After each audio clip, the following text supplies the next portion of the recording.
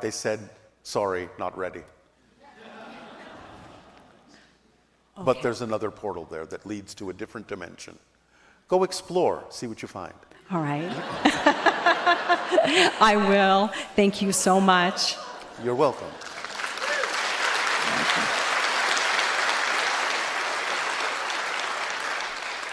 Namaste, Bashar. Good day. Can you tell me what is the purpose of insomnia, if there is one? Well, insomnia can be created in many different ways. It might be the result of not following your natural biological cycle and being asleep when you need to rest, being awake when you really need to be awake and have energy to be awake. So disconnecting from your societal idea of when you should be asleep and when you should be awake can help you find your natural biological rhythm so that you get the rest that you need, so that you make the connections that you need. But if you also are learning to make connections in the idea of spirit, higher mind, and soul, you may not necessarily need as much sleep, because that's fundamentally what your sleep is for. To re-energize, recharge your batteries, so to speak, so that you can continue to perpetuate the illusion of physical reality as being real. Remember, physical reality is a projection of consciousness, and it has to constantly be maintained. That's why you know it's not real, because it deteriorates. That which is real is eternal. That which deteriorates is an illusion. So the idea is that you sleep, you reconnect, you recharge your batteries, you wake up in the morning, and you recreate the idea of physical reality for as long as your battery charge lasts, so to speak. But is the insomnia causing you to feel exhausted or tired, or are you simply awake and it's not having any detrimental effect? It makes me crazy. It makes you crazy because you think you need to sleep, or because it is exhausting you?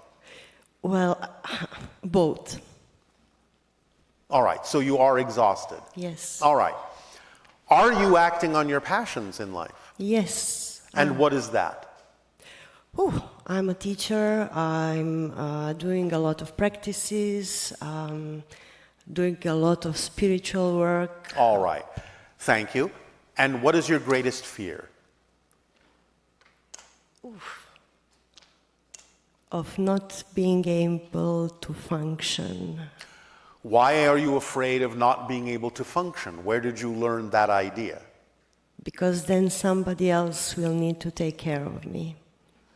So you are afraid of needing someone else to take care of you?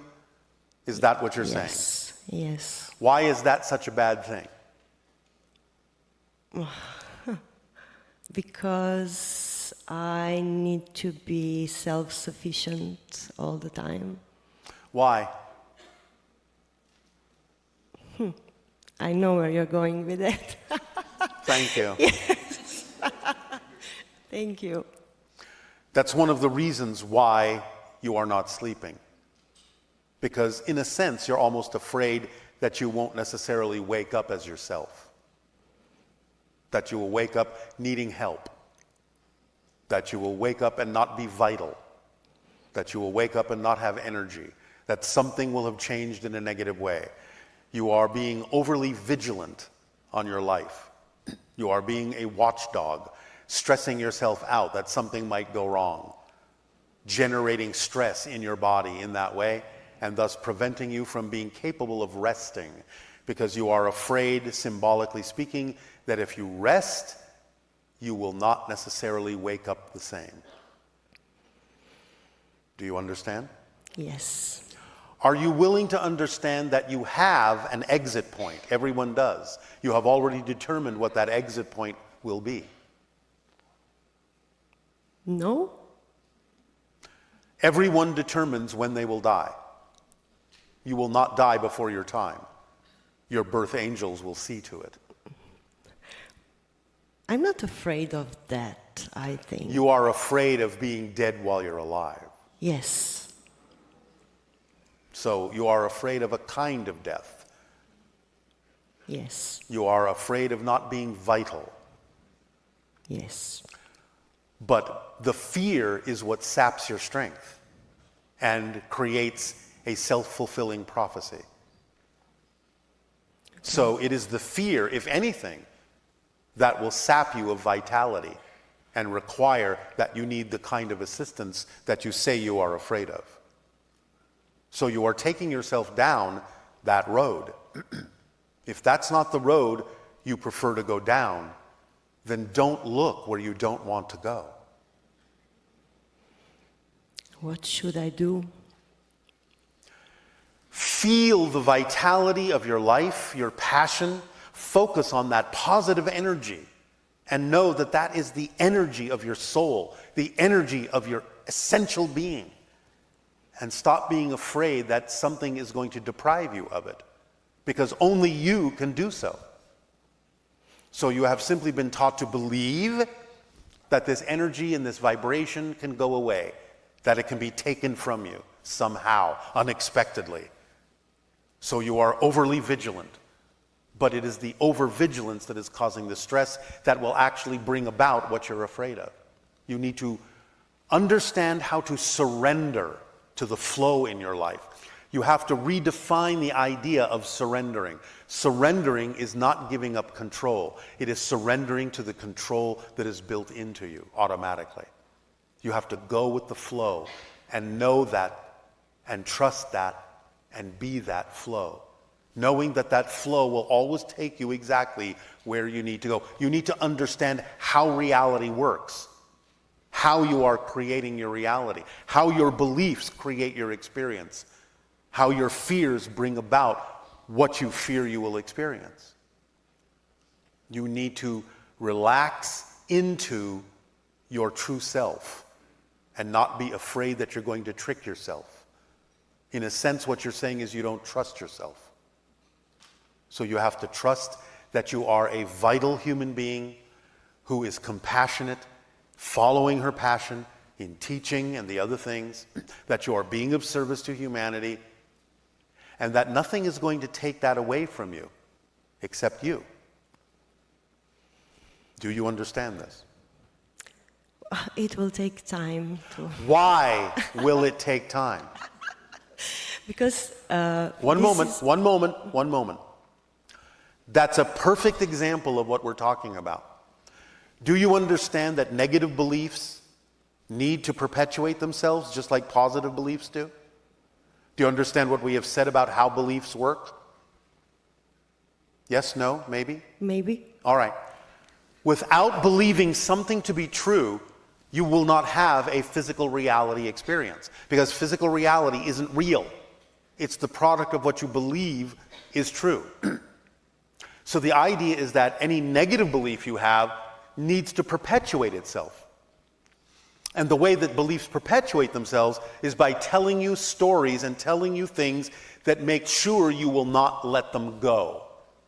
So when we talk about the idea that you are creating with your fear-based belief, the idea that you will not continue to be viable or vital, and I ask you if you understand, and you say, it will take time to understand, the phrase, it will take time, is coming from the negative belief so that you will not immediately let it go. It's making you believe that it takes time for you to understand what we're saying. So that's a resistance to change. Yes. You see what we're saying? Yes. It's a resistance to change. You have to hear what comes out of your mouth, listen to what goes through your mind, and go, wait a minute. It's not an absolute fact that it will take time for me to understand this, or that it will take much time at all if it takes any time. It will take the right amount of time, the perfect amount of time for the process I need to go through to have a deeper appreciation of what is being said and what I need to understand about how things work in my life. But you don't have to succumb to the idea that, oh, this is just going to take a lot of time. That's the negative belief telling you a story. Tell them it will take a lot of time. That way you don't have to do anything about it right now. And that way I can hang around for a while. And you can keep believing all the stories that I tell you, even though you don't like what I'm saying. But I'm going to make you believe it's going to be hard to change. That's one of the aspects of the story that I'm telling you. It's hard to change. things take a long time. You will struggle to understand this. These aren't facts, they're stories. They're beliefs. You can change a belief. Do you believe that? Yes. All right. So the timing is up to you. It depends on when you know you can understand what's being said about how this works and know that that is just as real as any experience you have ever had that you don't prefer. So, I'm going to tell you this. You will have help over the next 3 days learning to drift off to sleep. A deep, relaxing, informative, comfortable, restful, and energizing sleep. Over the next 3 days, just when you lie down, open up, ask your spirit guides, ask your angelic team, ask your soul family for help to let you relax and let go. This is what we mean by relax. Relaxing your grip on any fear-based belief about being vital so that you can truly get in touch with your vital core, your essential self. And then you will find you will start drifting off to sleep because you will no longer, over those 3 days, be afraid. All right? Thank you so much. Pleasant dreams to you. Thank you.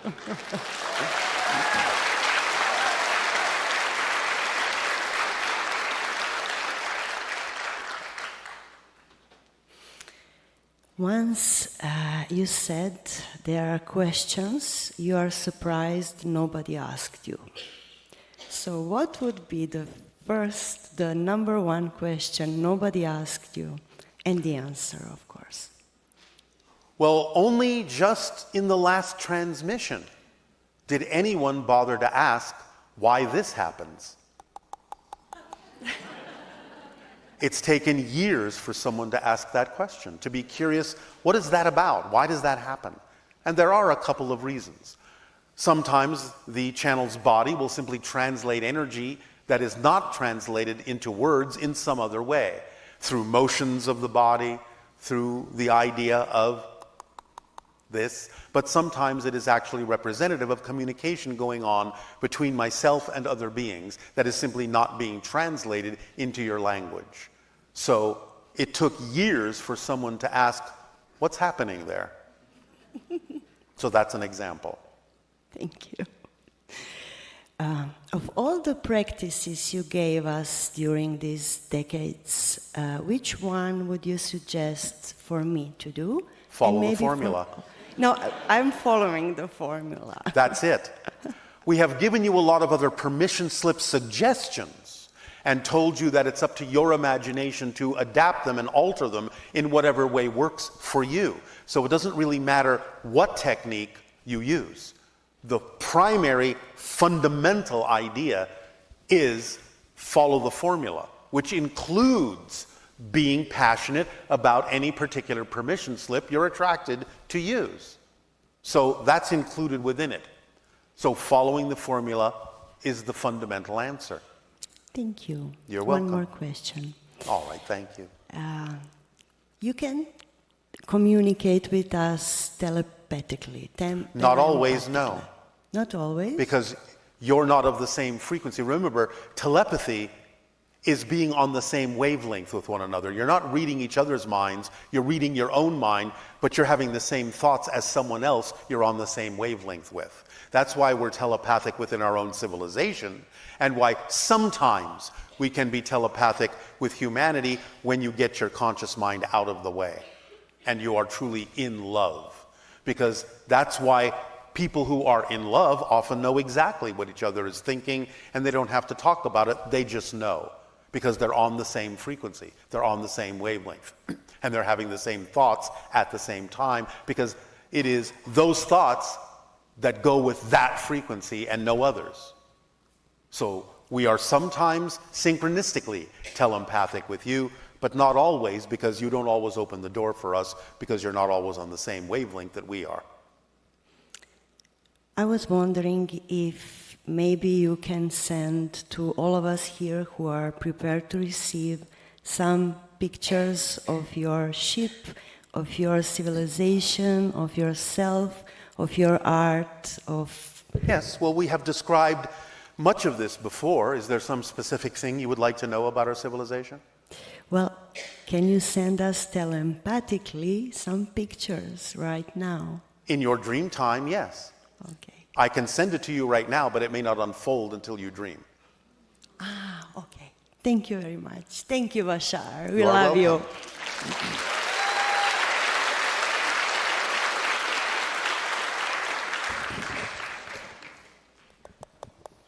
Good day, Bashar. And to you, good day. When you speak of us being in the graduating class, what do you exactly refer to? I refer to the idea that, as you say in your language, Earth is an advanced school. And therefore, this is not a kindergarten. This is the playground of souls who are very strong, who are here for a very particular purpose of assisting humanity evolve, and therefore this is a master's degree program. It is, shall we say, not for beginners. Right. I feel that I'm in that program, and it might be a possibility for me to actually graduate during this lifetime. Yes, it's possible for many of you. You may go on to other things. You may stick around in spirit to be spirit guides for other people going through similar things that you've experienced in physical reality. You will have a choice. You have free will as a spirit as well to decide what you would like to do next. So if you feel that you're truly done with the earth experience, you'll move on. That's your choice. Okay, thank you. That was one of my other questions. And I know this has been done not very often, but when a human being leaves this earth plane, it is possible to take the physical body. No. Or no. Not take the body up, but dissolve the body at the time of Oh, death. yes, it can turn into, and this is what happens in our civilization. No body remains behind. We simply convert back into energy. Right. Is there something we need to know so that we can do that more readily? Why do you care? I'd like to do it. Why? I don't want to leave my body behind. And the other reason is Let me put it to you this way. Yes.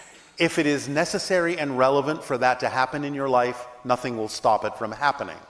But I will also say this.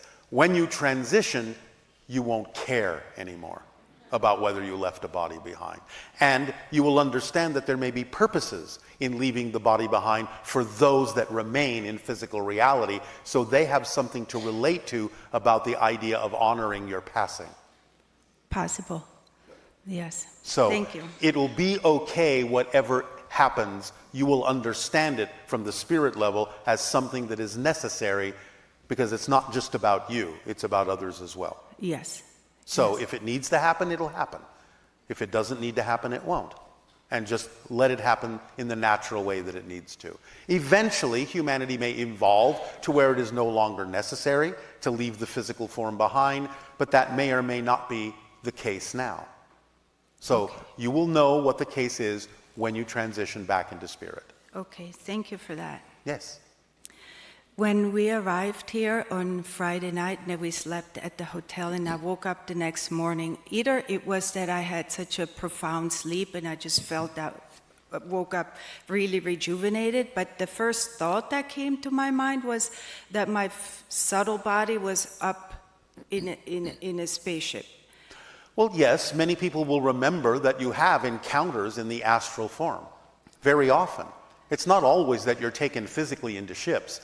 When you travel astrally, when you're asleep, you have many different experiences and do often visit our ships, our planets, so on and so forth. Sometimes you remember it as a dream, literally or symbolically. Sometimes you don't remember it at all because it's not relevant for you to remember it while you're living your physical focused life. But yes, you're very busy. Remember, when your body is asleep, your spirit is awake all the time. It never sleeps. So you have many different kinds of experiences and adventures in many different forms when your body is asleep. Right. Is it possible then to heal on a subtle plane in the subtle body, and then when you come back into the physical body, that it affects the physical body in a positive way? Yes, unless another process is physically necessary for you to learn a lesson. Right. Then you will not avoid that. But yes, fundamentally, it is possible to allow the subtle body, the astral body, the energy form, the spirit, to realign itself in a way, and that can be one skill that humanity is learning, to allow the physical body to align with that and, shall we say, rewrite the template. Mm-hmm. So yes, it's possible. But are you at that stage where it's something that can happen without you avoiding a lesson that you agreed to learn through the physical realm? So as long as it's not avoiding a lesson, then yes, it's possible. And it might be a skill you need to learn. Okay. And that's where medicine is going anyway on your planet. It's all about resonance, frequency, and realignment and connection between the physical and the non-physical. Mm-hmm. Ever since I'm a child, my right side of my brain feels very different than the left. Yes, well, And they are different. They are different, and yet one's so heavy and it causes pressure. I don't think it's a medical thing necessarily, but can you give me some insight? No, it's an energetic thing. Mm-hmm. Remember that you're simply the kind of spirit that is not used to the idea of what you consider to be the rigidity of physical reality, which is represented by the logical side of the brain. You are more intuitively connected, and therefore the creative side of the brain feels more freeing than the logical side of the brain to you. Mm-hmm. And that's why it feels heavy. Yes, it does. Thank you for that. So you have to balance that out in your definition. Both are fine, and you need to create a balance between them. One technique we have given to do that is by focusing on the idea of the infinity symbol, going from one hemisphere to another through the center of the brain, through the corpus callosum, and balancing the left and right hemispheres in such a way that they can function in a more balanced way, and that allows both sides to feel more equally light and equally balanced. So you can focus on the idea of the infinity symbol this way, passing energy back and forth and back and forth and back, in a meditative state, and it can allow you to feel a little bit more coherent, a little bit more cohesive, and a little bit more balanced as time goes on. All right? Oh, thank you. Very helpful. All right. Thank you.